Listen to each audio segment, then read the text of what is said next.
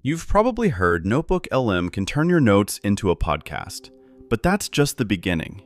Here are 5 things you didn't know it could do.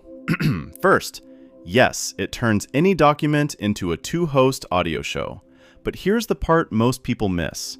You can hit join, interrupt the hosts mid-conversation, and ask your own questions.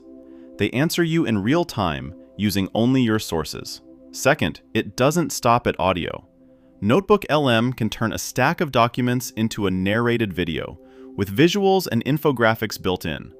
Upload a report, get back a watchable explainer. And you pick the style, from clean and professional to hand-drawn sketch notes. Third, studying for something? It builds flashcards and quizzes automatically, pulled straight from your own material. It even keeps track of what you got right and what to review next. Fourth, the interactive mind map. It lays out how every idea in your sources connects.